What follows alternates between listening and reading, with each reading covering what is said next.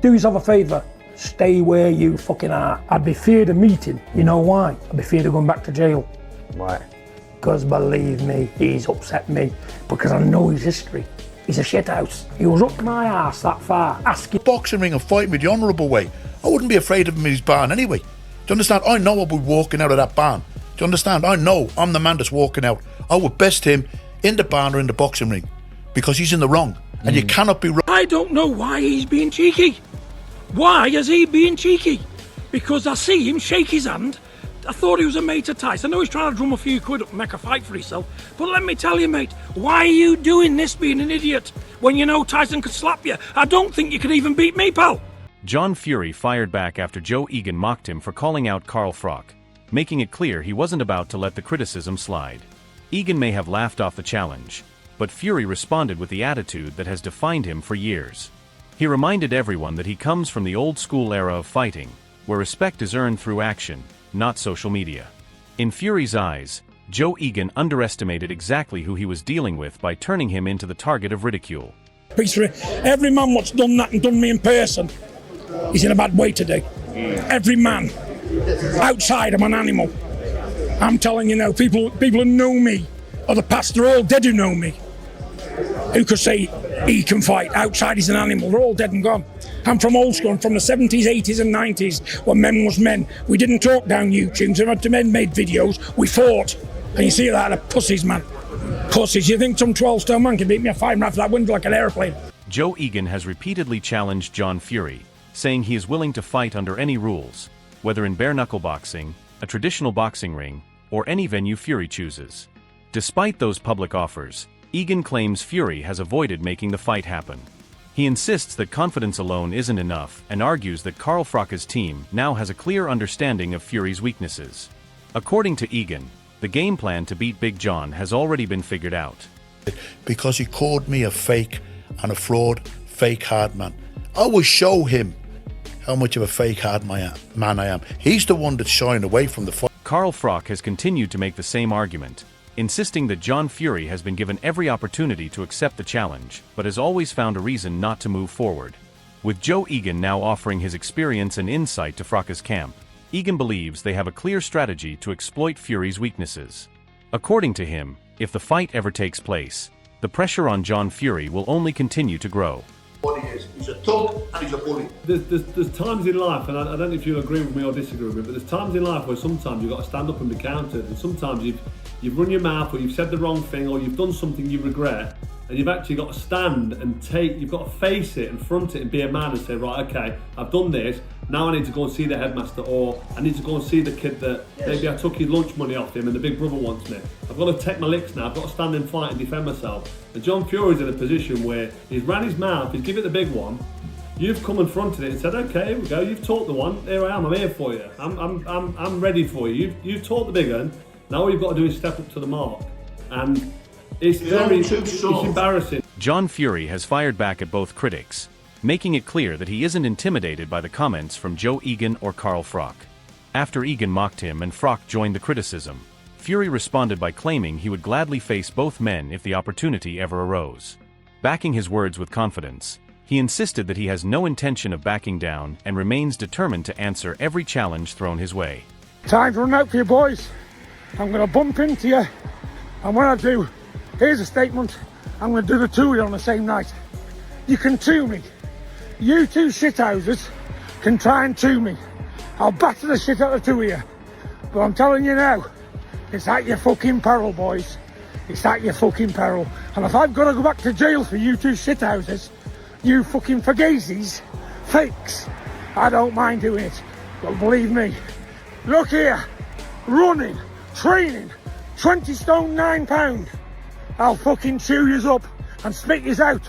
There's men taking juice to be as big as... Derek Chisora has also weighed in on the growing feud, urging John Fury to stop focusing on confrontations outside the ring and instead accept Joe Egan's challenge. As more voices across the boxing community discuss the potential matchup, many believe it has become the fight fans want to see. With the pressure continuing to build, critics argue that the spotlight is now firmly on Fury to decide whether he will step up and settle the rivalry in the ring. John Fury, he's always defending his kids, yeah. Point number one, yeah. John Fury should fight that Irish guy. What's the other traveller guy who keeps calling him out in London? I forgot his, Joe Egan. That fight should happen, yeah. You know, stop going around and headbutting young boys. He should fight that. Eddie Hearn is confident in Carl Froch's ability and believes the former world champion would have no hesitation if a fight with John Fury ever became reality. Having worked closely with Froch for years, Hearn knows the determination and competitive mindset that still drive him. In his view, if the rivalry continues to escalate, Froch would be ready to settle it decisively, convinced that his experience and boxing pedigree would make the contest heavily favor his side. The reason that I like that little bit of beef, right? One is because I'm not involved. And two, because Carl's not the kind of geezer who you can start saying, I'm going to do this and I'm going to do that. And if I see you, because you can say that to me, I'm a wet lettuce. You can't say that to Carl Froch. Carl Froch continues to point to his own accomplishments as proof that age is not the deciding factor in a fight. He has often referenced his victory over a younger elite opponent in front of a massive crowd, arguing that experience and preparation matter more than the number on a birth certificate. Now, with Joe Egan reportedly helping develop the strategy, Froch believes he would be fully prepared if a showdown with John Fury ever takes place. I'm only 10 years younger than Big John Fury. I know he doesn't look well, does he? He looks a bit older. I don't want to give him any stick, but he looks He's 10 years older than me, 60-year-old man. I'm pressing on for 50. So, is it a fair fight? I think we both know it isn't. But he's called it on at Tottenham Hotspurs on the Duke McKenzie has spent a lifetime around world champions, and he believes Carl Froch still possesses the same fierce competitive edge that made him one of boxing's elite fighters. In McKenzie's view, age has not erased Froch's toughness or fighting mentality. He also believes that with Joe Egan offering strategic advice on how to approach John Fury, Froch would have a clear plan from the opening bell and could take control of the fight in the early rounds.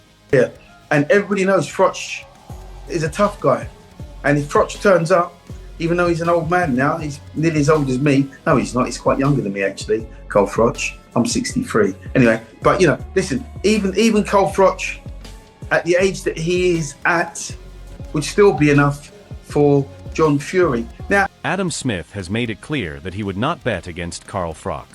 Even years after retirement, Froch still commands enormous respect because of the discipline, toughness, and championship mentality he built throughout his career.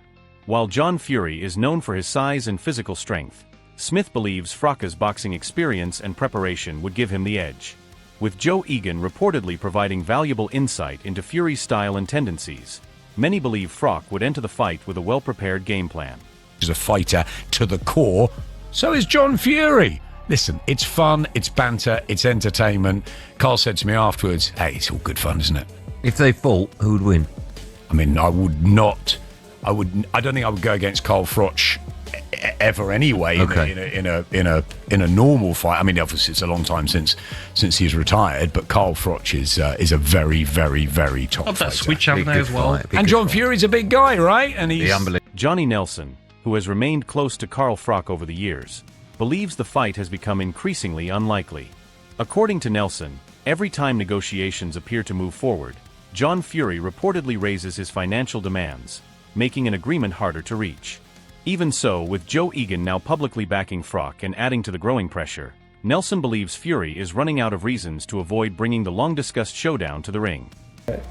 John talked himself into a situation where what if Calais says, well, I'll give you X, Y, Z to fight Carl Froch. So I gather the last amount was 2.5 million. And I'm thinking, and Carl's like, and the thing is, I spoke to Carl last week at the Ricky thing, and he said, you know what, Johnny? He said, my man's priced himself out of it. You know, if we say, yeah, it'll be all right, give me 5 million. All right, give me 10 million. He's priced himself out of it. I like John. I get John. I like Carl. Carl's my boy. I respect him.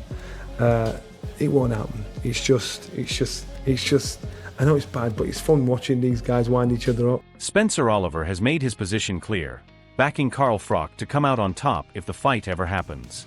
In his view, despite being 48 years old, Froch remains well-conditioned, physically strong, and still possesses the punching power that made him a world champion. Oliver also believes that having Joe Egan involved in the training camp would provide valuable insight into John Fury's style, helping Froch prepare for his opponent's habits and weaknesses. With that combination of experience and preparation, Oliver is convinced Froch would be the favorite. Carl Froch, who wins that one? Difficult one to call, that. Really? You got to go with the Cobra. You got to go with the Cobra, mate. Really? The Cobra's dangerous. He's still in shape. 48 years of age. John's standing over there behind you. You got to go with John Fury. Yeah, no, it kicked off a little bit. But it wasn't only Carl Froch that he went into either, did he? He actually went into Lennox Lewis as well. He started steaming into Lennox Lewis a little bit, and I go, whoa, who wins that one?